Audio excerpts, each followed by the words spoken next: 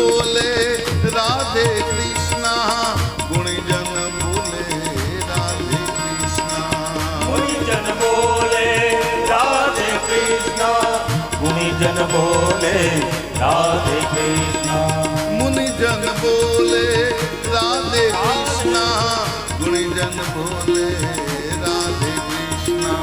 मुनिजन बोले राधे कृष्णा, गुणीजन बोले राधे कृष्ण। जय जय राधा, जय जय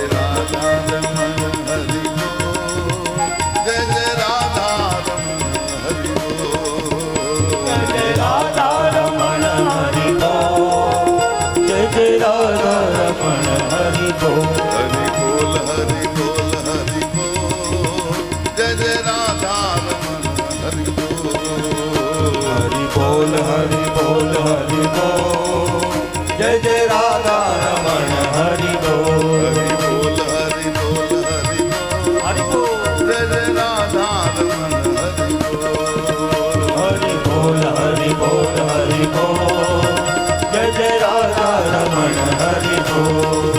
जय राधा रमण हरि बोल। जय जय राधा रमण हरि बोल, जय जय राधा रमण हरि बोल।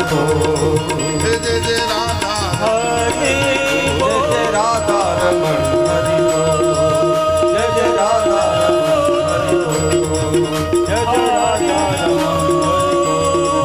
जय जय राधा रमण हरि बोल, जय जय राधा रमण हरि बोल, जय जय राधा रमण हरि बोल, जय जय राधा रमण हरि बोल, जय जय राधा रमण हरि बोल, जय जय राधा रमण हरि बोल, जय जय राधा रमण हरि बोल। कृष्ण कन्हैया लाल की जय, श्री रामचंद्र भगवान की जय, सत्यनारायण भगवान की जय, पंचमुखी हनुमान जी महाराज की जय, कष्टभंजन देव की गिरिराज धरण की गोवर्धन नाथ की श्री रणछोड़राय की द्विदारिकाधीश की श्री गौ माता की श्री गंगा मैया की अपने अपने माता पिता की अपने अपने गुरु गोविंद की सदगुरुदेव पुरुषोत्तम दास बाबा की श्री बजरंग दास बाबा की श्री ब्रह्मचारी बाबा की सत्य सनातन धर्म की सकल पितृदेव की कुंज विहारी लाल की श्री भागवत भगवान की। ओम नमः पार्वती पतये हर हर महादेव। जन्मादस्य तुन्वयादितरतः चारथेष्वभिघ्नस्वराट् तेने ब्रह्महृदाय आदिकवयो मुह्यन्ति यत् सूदय तेजो वारिवृदाय यथा विनिमयो यत्र त्रिसर्गो मृषा धाम्यास्तेन सदा निरस्तकुहकम् सत्यं परं धीमहि। कथे कदा द्वारावत्यां वसतो रामकृष्णय सूर्योपरागसुमहान् आसीत् कल्पक्षये यदा। हे राजन, બલરામજી અને કૃષ્ણ પરમાત્મા જ્યારે દ્વારિકાપુરીની અંદર નિવાસ કરતા હતા ત્યારે પ્રલયના કાળ જેવું એક મોટું સૂર્યગ્રહણ થયું છે. આવું સૂર્યગ્રહણ 100 વર્ષે એક જ વખત થાય. આપણે એક વખત એનો અનુભવ કરી ચૂક્યા છીએ. દિવસે પણ અંધકાર છવાઈ જાય. આવું સૂર્યગ્રહણ એ થયું છે. કુરુક્ષેત્રની અંદર આવેલા શમંત પંચક નામનું ક્ષેત્ર છે. આ ધરાનું બહુ મહત્વ છે. એવું કહેવાય છે પોતાના પિતાના મૃત્યુનો પ્રતિશોધ લેવા માટે જમદગ્નિજીના પુત્ર પરશુરામજીએ પૃથ્વી નક્ષત્રની કરી છે 21 વખત. અને એ વખતે અધર્મ આચરનારા ક્ષત્રિયોના લોહીથી આ ધરાને ભર્યા છે. એ ધરાની અંદર સ્નાન કરવાનો ખૂબ મોટો મહિમા છે. કુરુક્ષેત્રની અંદર આવેલા છે. અને એવું કહેવાય છે કે કુરુ રાજાએ આ ભૂમિ ખેડતા હતા ત્યારે સ્વયં ભગવાન ત્યાં આવ્યા છે. કુરુ રાજાને પૂછ્યું, શું આ શા માટે ખેડો છો? ધર્મ વાવવા માટે ખેડું છું. એ ધર્મનું બીજ ક્યાંથી લાવશો? કુરુ રાજાએ કીધું, મારું શરીર છે એ જ બીજ છે, મારા એક એક અંગ કાપી કાપીને હોમી દો. ભગવાને એક એક અંગ વાવ્યા છે, એટલે કુરુક્ષેત્ર કહેવાનું છે. કુરુ રાજાએ ત્યાં પોતાનો દેહ વાવેલો છે. કુરુ રાજા પરમ ધાર્મિક હતા. અમુક અમુક જે એવા છે એના નામ સ્મરણથી પણ, આ ઋષિઓના નામ સ્મરણથી પણ આપણું જીવન ધન્ય બને છે.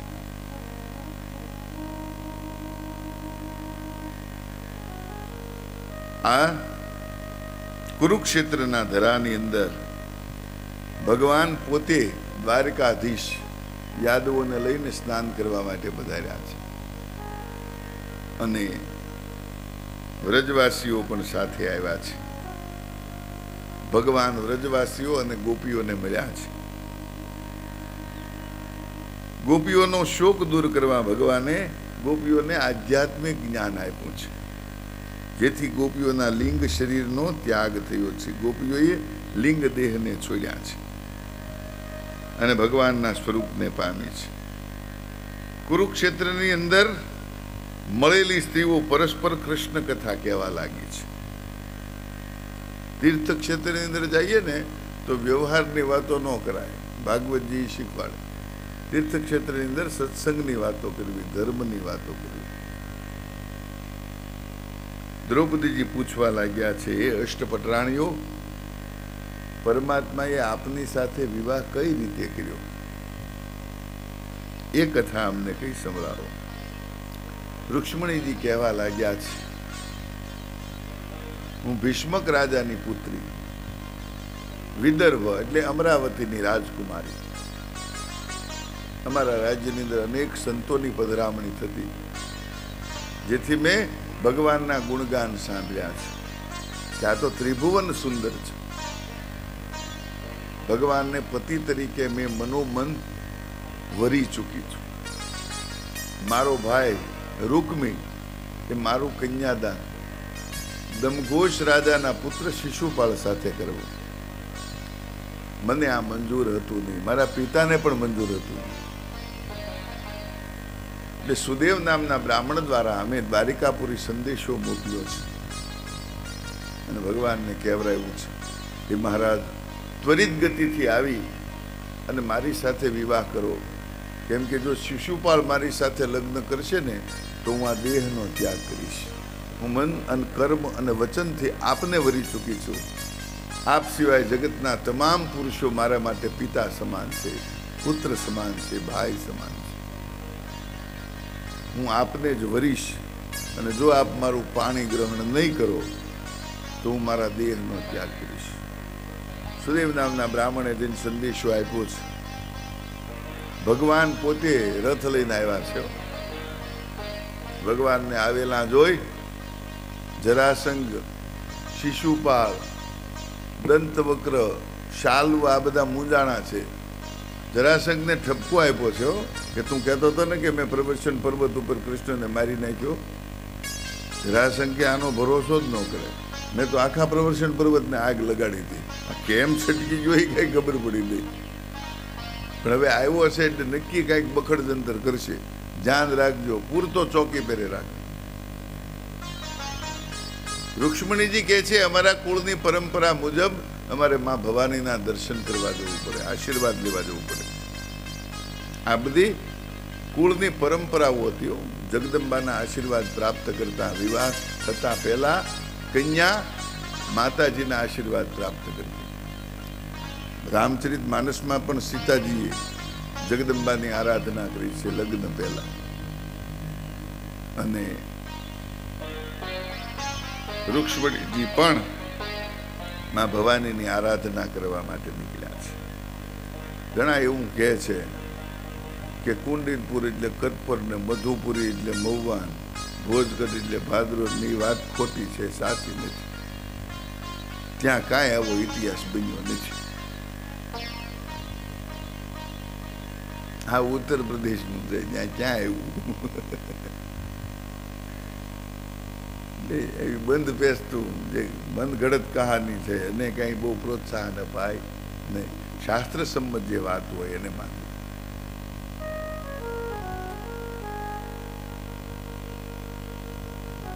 હા, અમરાવતી વિદર્ભ પ્રદેશ, એને અમરાવતી પણ લોકો કહેતા.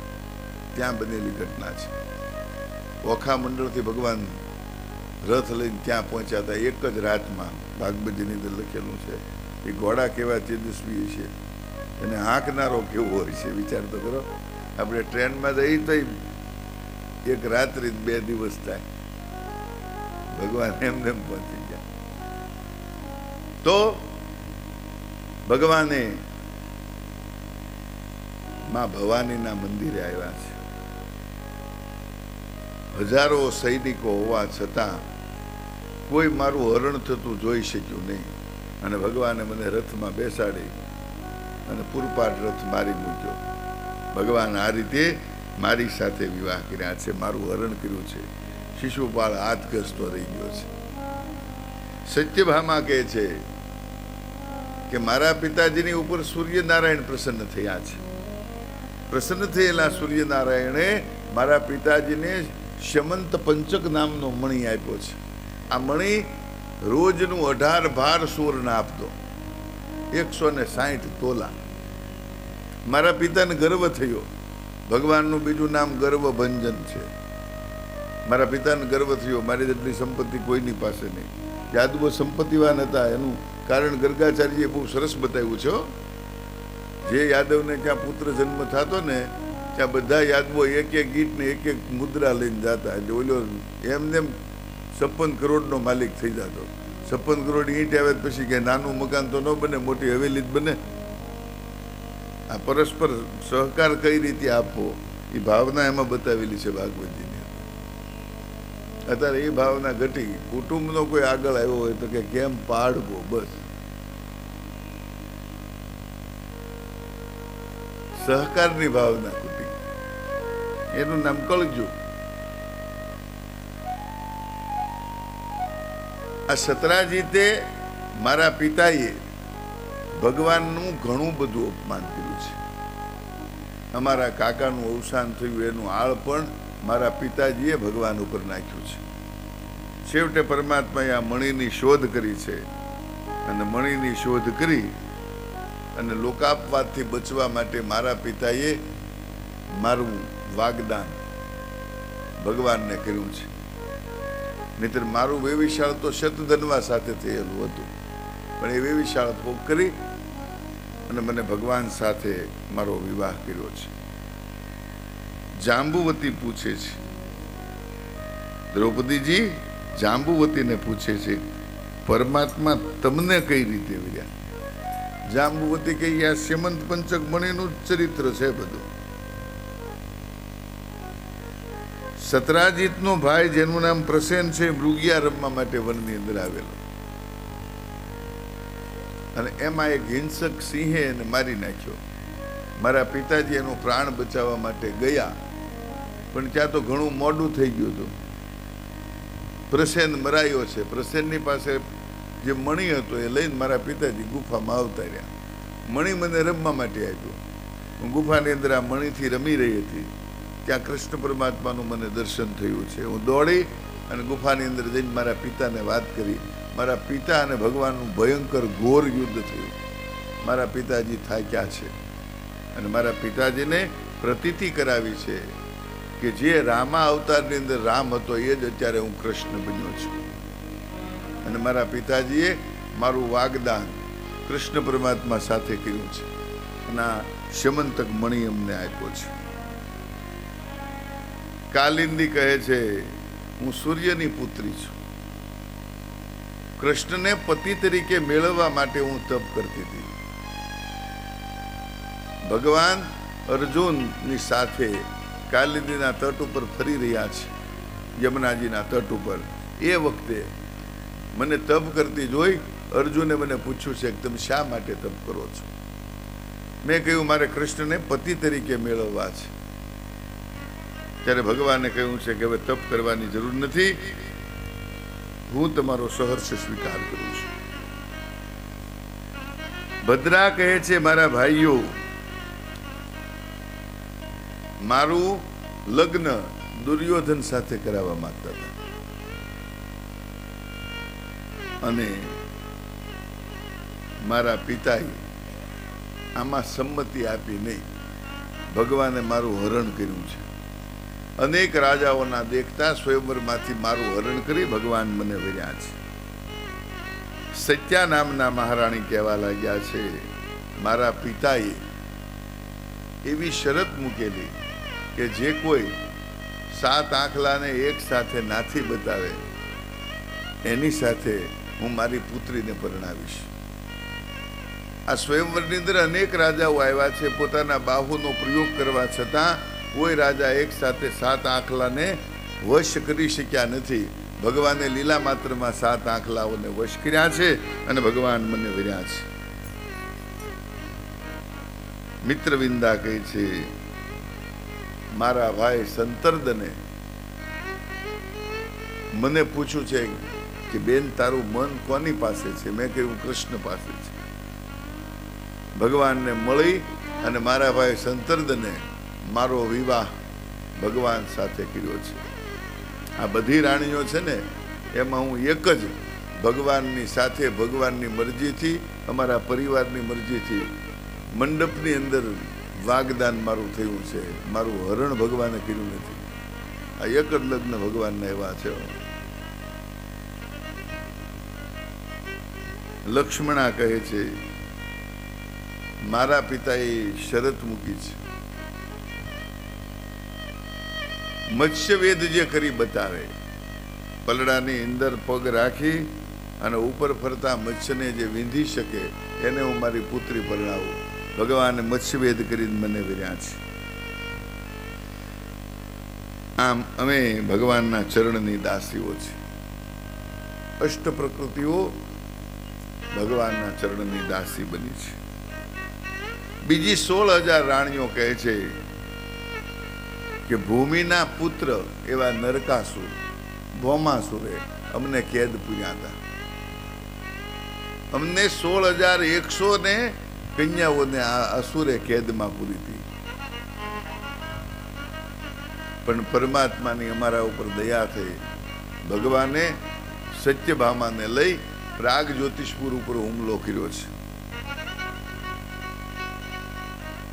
પ્રાગ જ્યોતિષપુરનો રક્ષક જે મૂર નામનો દૈત્ય હતો એને ભગવાને લીલા માત્રમાં યમસદન પહોંચાડ્યો છે. અને પછી ભગવાને આ નરકાસુરનો વધ કર્યો છે. નરકાસુરે અદિતિના કુંડલનું હરણ કરેલું એ ભગવાને અદિતિને પાછા આપ્યા છે. મેરુ પર્વત ઉપરનું મણિદ્વીપ નામનું જે માં જગદંબાનું સ્થાન છે એનું હરણ કરેલું એ પણ પાછું દેવતાઓને પ્રાપ્ત થયું છે. અને ઇન્દ્રનું છત્ર એનું આ અસુરે હરણ કરેલું એ પણ એને પાછું મળ્યું છે. ભગવાન સત્યભામાની સાથે આવ્યા છે અને અમને કહેવા લાગ્યા છે હે કન્યાઓ, હવે તમે તમારા રાજ્યની અંદર પાછા ફરો. ત્યારે અમે ભગવાનને કહ્યું છે કે હે પ્રભુ, અમારો કોણ સ્વીકાર કરશે? સમાજે અમારો તિરસ્કાર કર્યો છે. અમે છીએ કલંકહીન, પણ છતાં આ કલંક અમે ધોઈ શકીએ એવું નથી. નરકાસુરની કેદમાં અમે રહ્યા છીએ ને, એટલે અમારો પરિવારજનો સ્વીકાર કરશે નહીં. શું કરીએ? આમ અમે ભયભીત બન્યા છીએ. ત્યારે અમને ભયભીત બનેલા જોઈ ભગવાને કહ્યું છે ચિંતા કરતા નહીં. ભગવાનનું નામ છે શરણાગત વત્સલ. ભગવાને શરણમાં લીધા છે. એક જ ઘડી, એક જ મંડપ ભગવાને લીલા માત્રની અંદર 16,100 મંડપનું નિર્માણ કર્યું છે. 16,100 ગર્ગાચાર્ય પ્રગટ કર્યા છે. અને નારદજી દ્વારા અમારા બધાનો વિવાહ એક જ મુહૂર્તની અંદર થયો છે. ભગવાન અમને 16,101 સાથે વર્યા છે.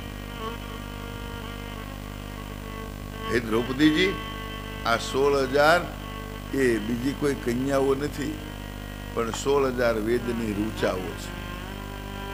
આ વેદની રૂચાઓના કોઈ અર્થ નહોતા, કશી કિંમત નહોતી.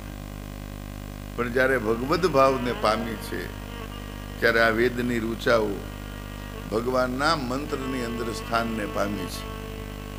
એવું કહેવાય છે વેદોક્ત વિધિથી બ્રાહ્મણોએ હંમેશા પૂજા કરાવવી જોઈએ. બ્રાહ્મણ અને ક્ષત્રિય બે વર્ણ એવા છે, એને વેદોક્ત મંત્રથી પૂજા કરાવાય, શાસ્ત્રોક્તથી ન કરાવાય.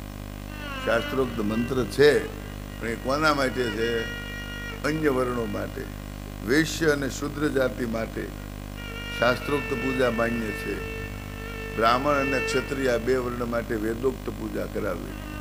પણ બહુ દુઃખની વાત છે, બ્રાહ્મણોને અત્યારે વેદના મંત્રો આવડતા નથી. એ તો ઠીક, પણ શાસ્ત્રોક્ત મંત્રો આવડતા નથી. ક્યાં આપણે પહોંચ્યા એ જ વિચાર કરો. કર્મકાંડ કરવું છે. મને ઘણા ઠપકો આપ્યો, મને કે દાદા બ્રાહ્મણોનું બહુ કાપો. એટલે ભાઈ હું બ્રાહ્મણ જ છું, આમાં કાપવાની કોઈ વાત નથી. બ્રાહ્મણ પોતાનો ધર્મ ભૂલ્યો છે. સાહેબ, તમે કર્મકાંડ કરો, ચોક્કસ કરો, પણ એ કર્મકાંડનું ફળ તમારા યજમાનને મળવું જોઈએ અને તમને સુખકારક થવું જોઈએ. બેમાંથી એકેને ફળ મળે ને એવું કાર્ય શું કામ કરો છો? મંત્ર નથી ફાવતા, સ્વીકારી લ્યો કે અમને ભાઈ મંત્ર ફાવતા નથી. કોઈ સારી પાઠશાળામાં ગોઠવાઈ જાઓ, ભણો અને પછી કર્મકાંડ કરાવો. લેવું કર્મ કરવો એ આપણો અધિકાર છે, પણ આવું ખરાબ કર્મ કરીને લઈ લેવું. રાખની અંદર કોઈ યજ્ઞ કરે ખરું? સળગતો અગ્નિ હોય તો જ યજ્ઞ થાય. આ અવિદ્વાન બ્રાહ્મણો છે એ બધા રાખ સમાન છે. અને એવો કર્મનો લોપ થાય ને, આ બ્રાહ્મણો દુઃખી છે એટલા માટે જ છે. ઘણા ઘણા કથાકારો એવા દ્રષ્ટાંત આપે કે સમુદ્ર મંથન કર્યું ને લક્ષ્મીજી પ્રગટ થયા અને લક્ષ્મીજીને ભગવાને પૂછ્યું કે તમારે વાલામ વાલું કોણ છે ને તમારાથી મોટું કોણ છે, તેની લાજ કાઢવાની ખબર પડે. એટલે આવા દાખલા શું કામ આપો? અમને તો કે બ્રાહ્મણો બહુ પ્રિય છે, બ્રાહ્મણોની લાજ કાઢી. ત્યારના બ્રાહ્મણો નિર્ધન થઈ ગયા? નહીં, એવું નથી. બ્રાહ્મણો તો ખૂબ સંપત્તિવાન હતા. આ નભાગને એનું બધાનું ચરિત્ર જોવો, કેવું ઉદાર ચરિત્ર હતું. બ્રાહ્મણને પૂછીને રાજસત્તાએ કામ કરતી. એટલું બ્રાહ્મણનું સમાજમાં વર્ચસ્વ હતું, હાથે કરીને ખોયું છે. એમ કહો, અત્યારે બ્રાહ્મણના દીકરાને કપાળમાં તિલક કરતા શરમ આવે, શિખા રાખતા શરમ આવે, સંધ્યા કરતા શરમ આવે. હા, આપણો ધર્મ આપણે ચૂક્યા છીએ ને પછી આપણે કહીએ કે બ્રાહ્મણો ગરીબ, હાથે કરીને ગરીબાઈ વોરી છે. ભલે ત્રિકાળ સંધ્યાનો ટાઈમ ન મળે, ભાઈ સર્વિસ કરતા હો, ગમે તે કામ કરતા હોય, આપણને ટાઈમ ન મળે, બરોબર છે, પણ ચોટલી રાખવામાં ક્યાં સર્વિસ નડે? તિલક કરવામાં ક્યાં સર્વિસ નડે? સવારના વહેલા જાગી 5 ગાયત્રીની માળા કરો. ગાયત્રી મંત્રનું તો વિધિસર ઉચ્ચારણ તો કરતા શીખો. ગાયત્રી મંત્ર આપણને હજી બોલતા આવડતો નથી. 3 પ્રણવ સાથે બોલવાનો મંત્ર છે, હોય સામાન્ય નથી. ને આપણને જ્યારે ગોરદાદા યજ્ઞોપવિત સંસ્કાર કરે ને ત્યારે આપણે આ વસ્તુ યાદ રાખતા નથી. આ વસ્તુ યાદ રાખવા જેવી છે. ગુરુ મંત્ર છે, મહામંત્ર છે. અને આ મંત્રનું તેજ કેટલું છે! ગૌતમ ઋષિએ આ મંત્રનું યજન કરી અને 100 વર્ષનો દુષ્કાળ બ્રાહ્મણોને કઢાવ્યો હતો. વિચાર કરો, એ સામાન્ય થોડો મંત્ર છે. અને ગમે ત્યાં બોલવાનો મંત્ર છે, ગમે ત્યાં ગમે એ જગ્યાએ બોલી નાખીએ. હા, અમુક અમુક આપણે ભૂલ બહુ કરીએ છીએ. ઘણા શ્રીમદ ભાગવત વાંચતા હોય, હુતા વાંચતા હોય. આ એવો ગ્રંથ છે, કંઈક ગ્રંથની મર્યાદા તો જાળવો. આ ભગવાનનું વાગ્મય સ્વરૂપ છે. વ્યવસ્થિત આસન પાથરવું, એના ઉપર તમારે બેસવું. ભગવાન છે આ, ભગવાનને માટે આસન પાથરો. ઘીનો દીવો, અરે ઘીની સગવડતા ન હોય કમસે કમ 2 અગરબત્તી કરીને તો વાંચો, કે એ ન થાય. અને હુતા વાંચવાનું છે. આ કંઈ કોઈ નોવેલ છે હુતા બનશે? આ તો ભગવાનનું સ્વરૂપ છે. આપણને એમાંથી શ્રદ્ધા જ્યારે નાબૂદ થાય ને ધર્મમાંથી, પછી ધર્મ આપણું ક્યાંથી રક્ષણ કરી શકે? ધર્મની અંદર તો શ્રદ્ધાવાન લભતે પુણ્યમ, શ્રદ્ધાવાન માટેની આ વાત છે. જે કાંઈ કરો, નિત્ય સવારે ભગવાન રામ પણ આ નિત્ય કર્મ કરતા. હું પ્રાત ઉઠઈ રઘુનાથા, માત પિતા ગુરુ ના વહી માથા. માતા પિતા અને ગુરુને વંદન કરવા ભગવાન મર્યાદા પુરુષોત્તમ રામ છે એ કરતા. અને આપણને શરમ આવે, બોલો. અને એનું કારણ છે જ ને, આપણે આપણા માતા પિતાને વંદન કર્યા નથી તો આપણા પુત્રો આપણને થોડા વંદન કરે. પછી અપેક્ષા રાખો પગ્યા નથી લાગતા, કામ કાંઈ નથી કરતા. પણ તમે કેવું કર્યું છે? બોયે બીજ બબૂલ કાવો, આમ કહા સે ખાય. બાવળિયા વાવો ને કેરી મળે. આપણાથી જ આ બધું સુધારવાનું છે. શાસ્ત્રો પોકારીને કહે છે કે ધર્મનું રક્ષણ કરો. ધર્મો રક્ષતી રક્ષિત. ધર્મનું રક્ષણ કરશો તો ધર્મ તમારું રક્ષણ કરશે. આ આપણો ધર્મ છે, આપણી મર્યાદા છે. વસુદેવજીએ પણ આ મર્યાદાનું પાલન કર્યું છે. વસુદેવજીને 18 પત્નીઓ હતી. ભાગવતજીની અંદર ઉલ્લેખ છે. વસુદેવજીને 18 પત્નીઓ હતી. અને બ્રાહ્મણોના ચરણનો સ્પર્શ કરીને પૂછવા લાગ્યા છે, એ મહારાજ, અમારા કર્મનો નાશ થાય એવું કોઈ સત્કર્મ બતાવો. ત્યારે બ્રાહ્મણો કહેવા લાગ્યા છે, એ વસુદેવજી, મનુષ્યની માથે 3 પ્રકારના ઋણ હોય. એમાંથી તમે 2 ઋણમાંથી મુક્ત થયા છો. એક ઋષિ ઋણમાંથી અને એક પિતૃ ઋણમાંથી. 2 ઋણની અંદરથી તમે મુક્ત બન્યા છો. પણ હજી તમારા માથે દેવ ઋણ બાકી છે, એમાંથી મુક્ત થવું જોઈએ. તો આ દેવ ઋણમાંથી મુક્ત થવા માટે મારે શું કરવું? ત્યારે વસુદેવજીને કહ્યું છે, દેવ ઋણમાંથી મુક્ત થવા માટે તમે એક મોટો યજ્ઞ કરો અને તમે દેવ ઋણમાંથી મુક્ત થશો. વસુદેવજીએ સ્વાંત સુખા યજ્ઞનો પ્રારંભ કર્યો છે. ભાગવતજીની અંદર લખ્યું છે, વિષ્ણુ સહસ્ત્રના નામથી જે યજ્ઞ કાર્ય કરે છે ભાગવતની પૂર્ણતા માટે, એને 100% ભાગવતજીનું ફળ મળે છે. ભાગવતજીની પરિપૂર્ણતા માટે વિષ્ણુ સહસ્ત્રના નામથી યજ્ઞ કરવો આપણા શાસ્ત્રની અંદર લખેલું છે. વસુદેવજી ને યજ્ઞ દીક્ષા આપી છે. બ્રાહ્મણોએ વસુદેવજીને અભિષેક કર્યો છે. રામ રામ પ્રમેયાત્માન કૃષ્ણ યોગેશ્વરેશ્વરમ. અને બધી પાસેથી પોતાના 6 ભાઈઓને લઈને આવ્યા છે. આ 6 ભાઈઓ પૂર્વે મરીચી ઋષિના પુત્રો હતા. એને બ્રહ્માની હાંસી કરી છે. બ્રહ્માની હાંસી કરતા એમને 3 જન્મનો શ્રાપ થયો છે. પહેલા જન્મની અંદર એ કાળનેમીના પુત્ર થયા છે. બીજા જન્મની અંદર હિરણ્યકશ્યપુના પુત્ર થયા છે. અને ત્રીજા જન્મે આ દેવકીના પુત્ર થયા છે. જેમના નામ છે સ્મર, ઉદ્ગીત, પરિશ્વંગ, પતંગ, ક્ષુદ્રભદ્ર, ધ્રુણી. આ 6 માતાને પ્રણામ કરી, વંદન કરી, માતાની 4 પ્રદક્ષિણા કરી બ્રહ્મલોકની અંદર ગયા છે. ભગવાનનું આ ચરિત્ર વક્તા અને શ્રોતાને નિર્ભય બનાવનારું છે. ભગવાન સત્કર્મ બતાવે છે. મનુષ્યોએ ગૌદાન અવશ્ય કરવું. એક પોતાને ત્યાં સંતાનનો જન્મ થાય ત્યારે ગૌદાન કરવું. આપણે ત્યાં પુત્ર કે પુત્રીનો જન્મ થાય ત્યારે ગૌદાન કરવું. બીજું પુત્ર પુત્રીના નામકરણ સંસ્કાર પ્રસંગે ગૌદાન કરવું. બાળકનું નામકરણ કરીએ ત્યારે ગૌદાન કરવું. ત્રીજું, બાળકના વિવાહ સમયે ગૌદાન કરવું. ચોથું, તીર્થયાત્રા કરતી વખતે ગૌદાન કરવું. આપણને એમ લાગે કે આપણે તીર્થયાત્રા કરવા માટે જઈએ છીએ તો ગૌદાન કરીને તીર્થયાત્રા કરવા માટે જવું. તીર્થયાત્રા કરતા કરતા ગૌદાન કરવું. યોગ્ય સમય મળે તો તીર્થયાત્રા કરતા કરતા ગૌદાન કરવું. અને તીર્થયાત્રા પૂર્ણ કર્યા પછી ગૌદાન કરવું. તીર્થયાત્રા પૂર્ણ કરીને પરત ઘરે પધારીએ ત્યારે પાછું ગૌદાન કરવું. એક, મૃત્યુનો કાળ જ્યારે નજીક હોય ત્યારે ગૌદાન કરવું. અને બીજું, મૃત્યુ પછી એમના સંતાનોએ ગૌદાન કરવું. 9 વખત ગૌદાન કરવું કલ્યાણ ઈચ્છનારા, એમ ભાગવતજીની અંદર લખ્યું છે. ગાવો મેં અગ્રત સંતુ, ગાવો મેં સંતુ પૃષ્ઠત. હું ગાયની આગળ રહું છું, ભગવાન કે ગાયની પાછળ રહું છું, ગાયની અંદર હું નિવાસ કરું છું. ગાય એ કોઈ સામાન્ય પ્રાણી નથી, હું હાલતું ચાલતું તીર્થ છે. વારંવાર એટલા માટે કહું છું. કાલ અમે ભરતભાઈ ત્યાં ગયા, બહુ સરસ, મને ખૂબ આનંદ થયો. હા, ચોક્કસ એવો આનંદ મને ક્યાંય નથી થયો, એવો આનંદ થયો. એમના હૃદયની ભાવના જોઈને મારું ખરેખર કે જે ગાયને આંખે દેખાતું નથી એવી ગાયની સેવા કરે.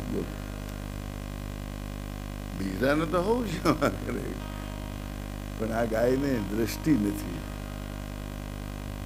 આ સાચી ગૌ સેવા છે. જે ગૌ સેવા કરે ને ત્યાં પરમાત્માનો નિવાસ થાય. ગૌ સેવા ખૂબ મહત્વની છે. ગૌ સેવાનું મહત્વ કેટલું છે અને તમને એક ઉદાહરણ દઉં. ગાવો વિશ્વસ્ય માતરમ.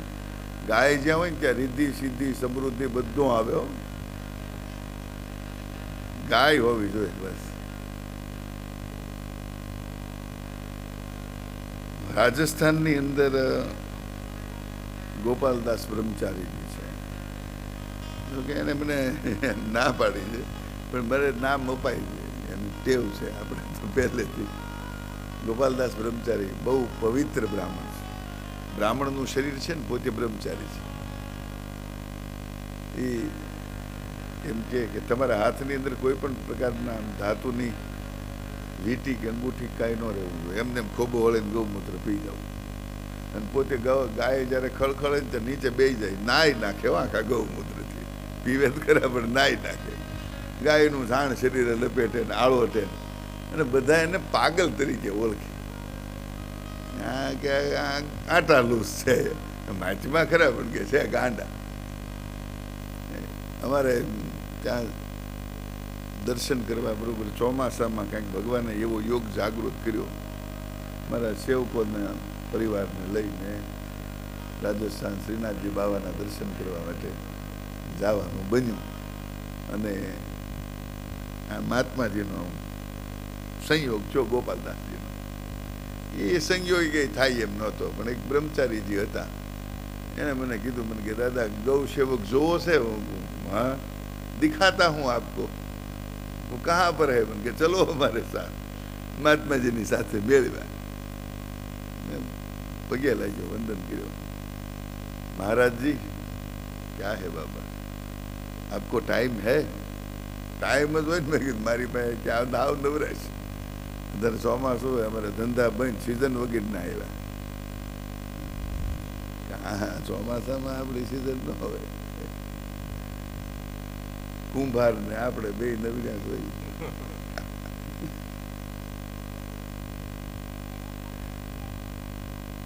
બેઠીએ અમારે સાથ.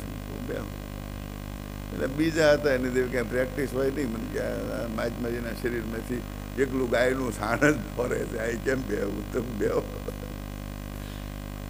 આસન પાથરું, દર્ભનું આસન મને બેહાર્યો, સામે પોતે બેઠા. क्या लगता है आपको? મને તો આમાં બાપુ કઈ ખબર ન પડે. मैं पागल दिखता हूँ? मैं ना ना એવું તો મને એવું નથી લાગતું. કે પાગલ બાગલ હોય એવું મને નથી લાગતું. मेरे गुरुजी ने मुझको बताया था गौ सेवा कैसे की जाती है। गौ सेवा से सब कुछ प्राप्त होता। हमारा गुरु का नाम सुना नहीं? पहाड़ी बाबा हमारे गुरु है। એનું નામ તો સાંભળ્યું, બહુ મોટા પરમ ગૌ ભક્ત, અને પોતાની પાસે ચમરી ગાય હતી, એનું જ દૂધ પીવો, બીજી કોઈ ગાયનું દૂધ નહીં પીવાનું, બને ત્યાં સુધી બહાર નહીં જવાનું, અને એ ગાયનું દૂધ પીવાનું. હવે એમાં બન્યું એવું, એની તમને એક વાત કહી દઉં. બન્યું એવું કે નાસિકની અંદર કુંભ મેળાનું આયોજન થયું, અને રાજસ્થાનથી એના બધા શિષ્યોએ એને પહાડી બાબાને ખૂબ હઠાગ્રહ કર્યો. હવે સાધુઓ માટે કુંભ મેળો એટલે દિવાળી જેવું પર્વ ગણાય, એમાં જવું જ જોવે. બાપજી તમે જો આવો ને તો અમને બધાને કુંભ મેળાના સ્નાનનો લાભ મળે. મહારાજે કીધું કુંભ મેળામાં જઈએ, પણ ત્યાં મારે ચાતુર્માસ કરવો પડે. ચાતુર્માસ એટલે ખબર પડે 4.5 મહિના રહેવાનું. बाबू के मैं गऊ के दूध के सिवा तो कुछ लेता नहीं हूँ, खाओ छू खाली गाय नु दूध दे। वो गाय गौ माता वहाँ से वहाँ लेके जाएंगे तो उसको ये सब अच्छा नहीं लगेगा, उसका थान छूट जाता है ने। साधुओं ने आવું બહુ હોય હૃદયમાં ભાવ. અમારે એક રામદાસ બાપુ હતા, પછી એ વાત કરતા હતા મને કે મારા એક સહયોગી નંદદાસ બાપુ હતા, તે કે અમે બંને દાદા એ કે ઠેઠ મથુરાજી પહોંચ્યા. હવે મથુરામાં અમે રોકાણા, પછી ત્યાંથી વૃંદાવન ગયા, બાંકે બિહારીના દર્શન કર્યા. તે બાબાજીને કંઈક ભાવ છો છે, નંદદાસજીએ પેંડા લીધા મથુરાના ને વૃંદાવનના, એના પેંડા બહુ વખણાય. રેલવેમાં તે એ પેંડાવાળા આવે વેચવા, મથુરાના પેંડા, મથુરાના પેંડા. બાબાને કંઈક ભાવ છો કે ભગવાનને ધરવા, બાંકે બિહારીને ધરવા પેંડા લીધા. હવે પેંડા ભગવાનને ધર્યાય ખરા, હવે જોળી મૂક્યા. જોળી મૂક્યા ને જોળીમાં ચડી ગઈ કીડીઓ. એ કંઈ બાપુને ખબર નહીં, પેંડા હોય એટલે કીડીઓ આવે. બાપુ બેઠા ટ્રેનમાં, અને બીજા દિવસે એકાદશી થતી હતી ને અમે કે વડોદરા રેલવે સ્ટેશને ઉતર્યા, અને બાપુ કે બહુ बहुत भूख लगी है કે एकादशी का उपवास तो हो गया, आज द्वादशी है, ઠાકોર जी ने भी कुछ नहीं खाया है. આ એક પ્રકારનો વિવેક છે હો, ઠાકોરજી જમાડવા એટલે આપણા હૃદય કમલની અંદર બેઠેલા પરમાત્માને જમાડવા. આપણે જમવું એમ કહી તો અપશુકન થાય કે જમીન જાજો એમ ન કે વૈષ્ણવો, ઠાકોરજીને જમાડીને જાજો એમ કે, એટલે કાંઈ અપશુકન થાય નહીં. તમારા હૃદય કમળની અંદર જે પરમાત્મા બેઠા છે એને જમાડીને જાજો, એટલે અપશુકન ન થાય. અને બાબાજીએ તો રેલવે સ્ટેશને સ્નાન કર્યું, મને બેસાડ્યું પડકે, હું તો બેઠો છું. સ્નાન કરીને બાબા આવ્યા, ભગવાનને સેવા પૂજા કરી. જ્યાં પડીકું ખોલ્યું ત્યાં તો કીડ્યું. बहुत बुरा हुआ. मैं કીધું बोले हूँ बुरा हुआ? अरे कि बहुत बुरा हुआ नंददास जी, देखो बहुत बुरा हो गया. मैं કીધું પણ છું હું બાપુ? અરે हमने बहुत गलत काम कर दिया. પણ કે બાપુ ક્યાં કાંઈક ખબર પડે ને, આપણે કાંઈ કોઈની ચોરી કરી નથી, આપણે ટિકિટ લઈને આવ્યા છીએ, અને આમાં ગલત કામ શું થયું? તો કે આ મથુરાની આ વૃંદાવનની જે કીડીઓ ભગવાનના ચરણમાં પોગી ગઈ હતી, અને આપણે ભગવાનથી વિમુખ કરીને અહીં લેતા આવ્યા, પાછા વંદરાવન ગયા. બોલો, આ કીડીઓને મૂકવા હાટું, આનું નામ સાધુ કહેવાય. કે ભગવાનથી વિમુખ થઈ ગઈ કે આ પાપનો ભાગીદાર હું બનું. વંદરાવનમાં કીડીઓ ભૂખવા ગયા. સાધુ થવું કઈ સહેલું છે? મનથી ત્યાગ કરે તો થાય. એમ આ પહાડી બાબાએ નક્કી કર્યું કે આ ગૌ માતાને ત્યાં ફાવશે નહીં, એટલે ગાય ત્યાં લઈ જવી નથી. 4.5 મહિના હું માત્ર ગોદાવરીનું જળ પીને રહીશ. જો તમારી ઈચ્છા હોય તો આવું, નહીં તો આપણે કાંઈ કુંભ મેળામાં જવું નથી.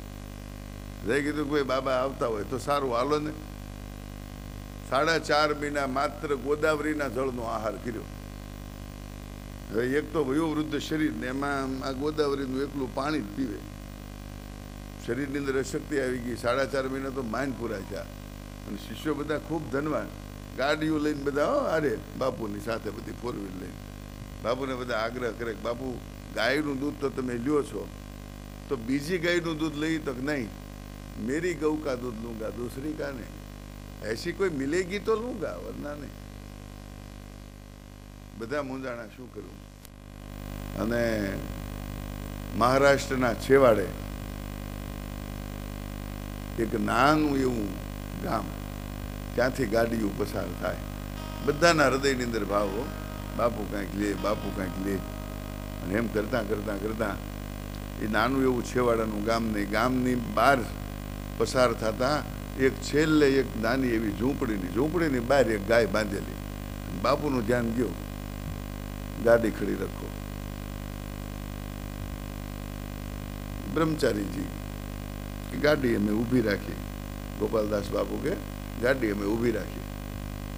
પછી મને કે પંડિતજી અમે બધા જોઈએ એમ. બાપુને એટલી બધી સ્ફૂર્તિ આવી ગઈ, પોતાની હાથે દરવાજો ખોલીને અમે કંઈક વિચારીએ પેલા નીચે ઉતરીને સીધા પેલા ઝૂંપડા પાસે પહોંચી ગયા. ગૌ માતાને જઈને પહેલા તો દંડવત કર્યા, 4 પ્રદક્ષિણા કર્યા. મેં વિચાર્યું કે આ બધું શું છે? 4 પ્રદક્ષિણા ફર્યા, દંડવત કર્યા. અને પછી દંડવત કરી, 4 પ્રદક્ષિણા ફરી. અને પછી પેલા ખેડૂત ત્યાં આવી ગયો અને બાપાને જોયા. ખેડૂત ત્યાં આવી અને જોયું કે આ તો કોઈ મોટા સંત લાગે, એટલી બધી ગાડીઓ ને આ બધું શું છે કે. પાછા આવ્યા, પેલા સંતને આમ હાથ જોડીને બોલ્યો. મહાત્માજી કાંઈ બોલ્યા નહીં. પેલા ખેડૂતને ભાવ થયો. હવે બીજા પાસે કાંઈ હતું તો નહીં, ભાંગલી તૂટલી ખાટલી હતી, 2-4 ગોદડાના ગાભા, તૂટલી ફૂટલી ઝૂંપડી. હવે એમાં કાંઈ રાચ રચેલું તો હોય નહીં. બાબાને કીધું કે બાબા બિરાજ છો? મહાત્માએ કીધું હા, પણ કંઈક આસન. પેલા એક કોથળો લાવીને પાછરો, ખાટલા ઉપર તો બાપુ બેસતા નહીં, કોથળો પાછરો, કોથળા ઉપર બાપુને બેહાર્યા.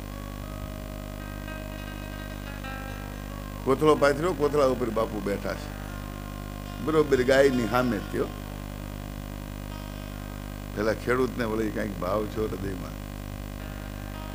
બાબા ક્યા હે? પ્રસાદ લોંગે? હા જરૂર. અને ગાયનું દૂધ પેલા એ દોયું. બાપુ નાળિયેરની કાતલી રાખતા, એ કાતલીમાં ગાયનું દૂધ બાપુએ 2 વાટક્યા ભરીને પીધું. પછી એક કટોરી રહ્યો ને, બાપુએ કીધું કે ચમ્મચ લે કે આવો. ચમચી બોલેની પાસે મગાવી.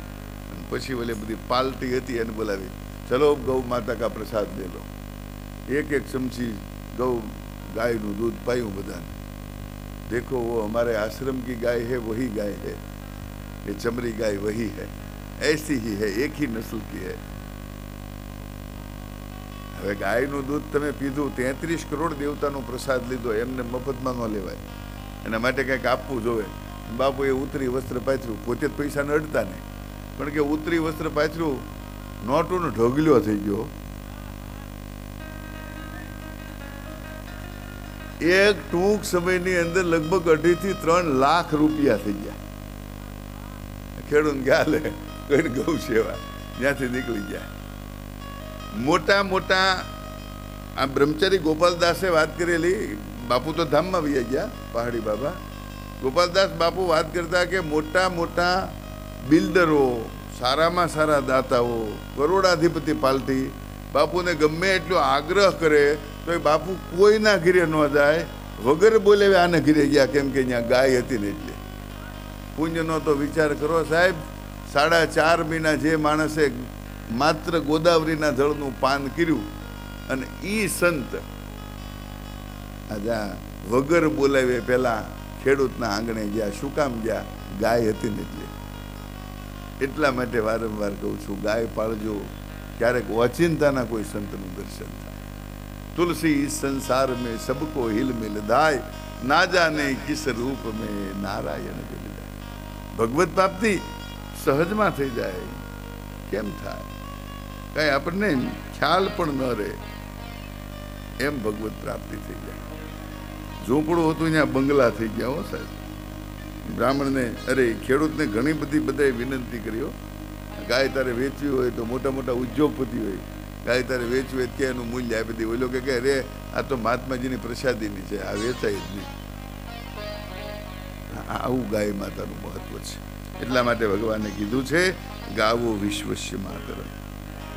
બ્રહ્મનમ વેદિતુમ ઈચ્છામમ સ્વસાર રામકૃષ્ણયો યથો પ્રમેય વિજયામ ધામ મામ સત્પિતા મહી. પરીક્ષિત કહે છે એ બ્રહ્મન, બલરામજી અને કૃષ્ણના બેન જે સુભદ્રાજી હતા, અને એ અમારા દાદીમાં હતા. અમારા દાદા અર્જુન એમને કઈ રીતે વર્યા એ કથા અમને કહેવાની કૃપા કરો. સુખદેવજી મહારાજ પરીક્ષિતને સાવધાન કરે છે, હે રાજન, એક વખત અર્જુન તીર્થયાત્રા કરવા માટે નીકળ્યા છે અને ત્યાં પ્રભાસ ક્ષેત્રની અંદર પોતે ગયા છે. ત્યાં એમણે સાંભળ્યું કે મામાની પુત્રી સુભદ્રા એનો વિવાહ બલભદ્રજી દુર્યોધન સાથે કરવા માંગે છે. અને સુભદ્રા અને ભગવાન બંનેની ઈચ્છા એવી છે કે અર્જુન વરે. અર્જુન કે મને પણ એમાં વાંધો નથી, મને પણ સુભદ્રાજીની સાથે વિવાહ કરવાની ઈચ્છા છે, પણ કરવું કઈ રીતે? કેમ કે બલરામજી છે ક્રોધની મૂર્તિ છે, એના ક્રોધનો ભોગ બનવું આ બધું કઈ રીતે શક્ય બને? ભગવાને યુક્તિ પ્રયુક્તિ યોજી છે. ભગવાને કહ્યું છે કે અર્જુન, મારી બેન સુભદ્રા છે ને એનું તું હરણ કર. અર્જુને ના પાડી છો, બલભદ્રજીને તમે જાણો છો ને, તમે એનથી બીવો, હું કઈ રીતે હરણ કરી શકું? ના, હું તને મારી એક કળા આપું છું. અને ભગવાને અર્જુનને એક કળા આપી છે. આ કળા એવી કે અર્જુને સાધુનો વેશ લીધો છે. અર્જુન સાધુ બન્યો છે, આ બે હુબ સાધુ. ઢોંગ તો કર્યો પણ પૂરેપૂરો ઢોંગ કર્યો. આ બે હુબ સાધુ બન્યો છે. અને ભગવાનની કળા અર્જુનની પાસે છે. બન્યું છે એવું, દ્વારિકાપુરીની અંદર સાધુના વેશમાં અર્જુન આવ્યો છે અને મીડ્યો ચમત્કાર કરવા. લોકો અંજાવા મીડ્યા. બાપુ આમ હાથ અડાડે ત્યાં ગમે એવો અસાધ્ય રોગ હોય મટી જાય. મહાત્માજીની દ્રષ્ટિ પડે, આંધળા દેખતા થાય. મહાત્માજીની કૃપા. અને લોકો અંજાણા ભાઈ, એક પછી એક માણસો બધું આવવા માંડ્યું. તમાશાનું તેડું ન હોય. આપણે એક વચમાં એક આવ્યું હતું, ખબર છે, ટપકા કરવાનું. પગના દુખાવા હોય તો ત્યાં ટપકું કરે ને અવડો મોટો ફરફોલો થાય. મારે તો વળી ભૂલ પડી ગઈ ભાઈ. એક ભાઈને મારે પૂછાઈ ગયું. હું કહું, લ્યો તમારે કામ થઈ ગયું. કહું આ ટપકા કરાવી આવ્યા. મેં કીધું હવે તો રેડી હશે ને. તે રોવા માંડ્યો. પણ રોવ શું કામ? મેં કીધું મેં આમાં ક્યાં કંઈ ખરાબ તો તને કીધો નથી. મને કે તમારે કોઈ દુશ્મન છે? હું કહું નહીં. મને કે તો શું વાત કરી? હું પણ કહેતો કરો. મને કે દુશ્મન હોય ને તો એની આરે કોઈ દી બાંધવું નહીં, ઝઘડો ન કરવો, ત્યાં મોકલી દેવો. ટપકું કરે હામો મળે જ કેવું કોઈ દી. એવી પીડા થાય કે પેલા હાલીને મંદિરે જતો એ બનશું અને અંદરથી કઈ જળેલા મોટા મોટા પડે, એમાંથી પાણી નીકળે. મેં કીધું તો આવી અંધશ્રદ્ધામાં પડો છો હું કામ? એક ગાડર કૂવામાં પડે, પાછળ આખી લાઈન પડે. જાજુ આવું અંધશ્રદ્ધામાં ચાલે. વચમાં એક બીજું એવું વાલ્યું હતું કે આંખની અંદર મોચો હોય તો એ માજી વળી જીભ ફેરવે આંખમાં કે મોચો ઉતરી જાય. તમારા વિસ્તારમાં જ થયો. પછી ડોશીમાં જેલમાં ગયા. કાંઈક લસણની ચટણી લસણની ચટણી ખાધેલી માજીએ જીભ બે જણાને ફેરવી બે જ્યાં ધબો ધડ માજીની ઉપર કેસ થયો.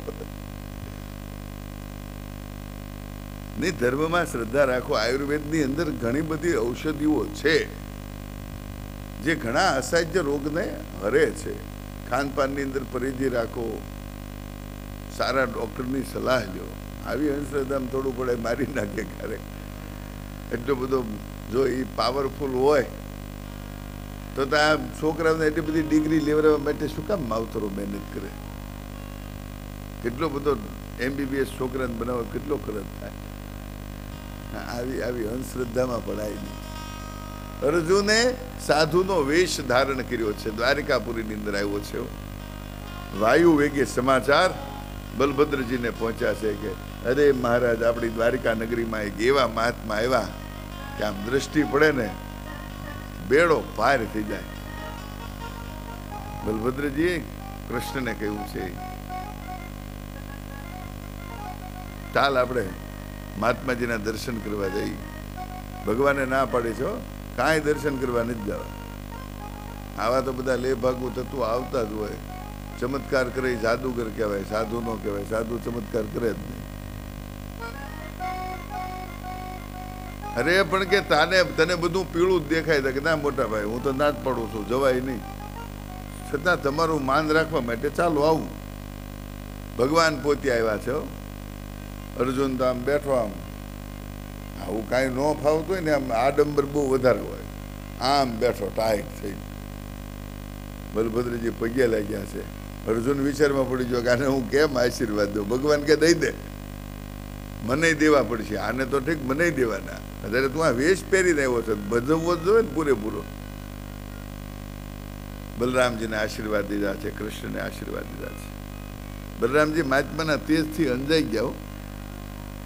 મહાત્માજી અમારા મહેલે પધારો. બલભદ્રજીએ કીધું કે નહીં. અરે અર્જુને ના પાડી છે, તમારા મહેલે હું ન આવું. કેમ? મારી સેવામાં કોઈ કુંવારી કન્યા હોય તો તમારા મહેલે આવું. બલભદ્રજી કીધું હા, અમારા બેન છે સુભદ્રાજી, એ તમારી સેવા કરશે. ભગવાન એક બાજુ બોલે, અહીંયા આવો મોટા ભાઈ, શું કરો?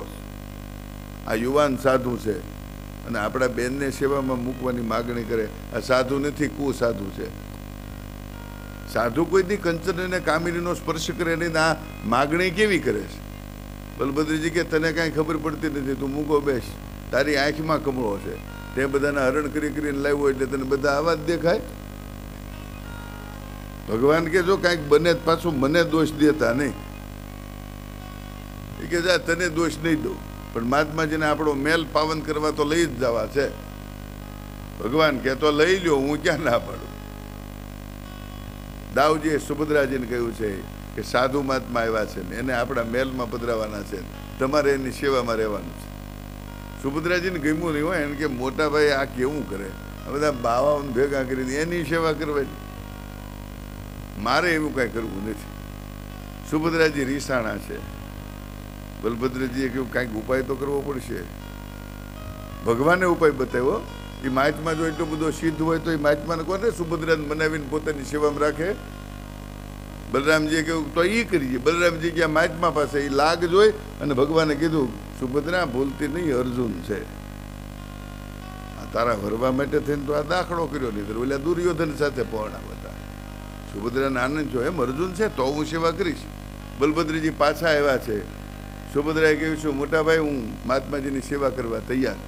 ભગવાનની સામું જોઈને બલભદ્રજીએ કીધું જોયું લાલા, આ સાધુનો ચમત્કાર. જે સુભદ્રા ના પાડતી હતી તૈયાર થઈ સેવા કરવા. ભગવાન મનોમન હસે છે. એ જાણવું ચમત્કાર કેવા છે. સુભદ્રાજી રથ લઈને અર્જુનને લઈને આવ્યા છે. અનન્ય ભાવથી સુભદ્રાજી અર્જુનની સેવા કરે છે. એમાં એક વખત ગ્રહણ કાળ આવ્યો છે, ગ્રહણનો સમય થયો છે અને ગ્રહણના સમય વખતે બધા સ્નાન કરવા માટે ગોમતીજીમાં ગયા છે. બલરામજીએ કહ્યું છે મહાત્માજી તમે ગોમતીજીમાં સ્નાન કરવા માટે અમારી સાથે પધારો. ત્યારે મહાત્માએ કહ્યું ના, હું સુભદ્રાજીને લઈ અને પછી સ્નાન કરવા માટે જઈશ. દ્વારકાપુરીના બધા સ્નાન કરવા માટે ગયા છે. સુભદ્રાજીએ રથ તૈયાર કર્યો છે, મહાત્માજી અંદર બેઠા છે. દ્વારિકાને બહાર નીકળ્યા ને અર્જુને કીધું સુભદ્રાને કહ્યું બે જા પાછળ, રથ હું હાંકી લઉં. સાધુનો વેશ ફગાવીને રથ હાંકી અને છા શેજના હસ્તિનાપુર ભેગા ઇન્દ્રપ્રસ્થની અંદર આવીને ઉભા રહ્યા છે. કુંતાજીએ કીધું કે અર્જુન બહુ ખોટું કર્યું. તક નહીં માં, આમાં તો ભગવાનની સંમતિ છે તો વાંધો નહીં.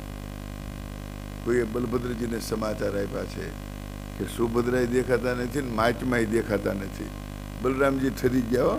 કૃષ્ણ સુધી આ વાત પહોંચાડતા નહીં, નહીતર માને બહુ ઠપકો આપશે. વારે વારે સમજાવ્યો હતો કે આવા બાવાના ભરોસા કરાય નહીં, મેં કર્યું.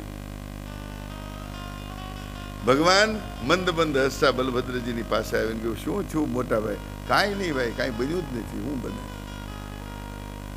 ભગવાને કહ્યું, હું બધું જાણું છું મોટા ભાઈ.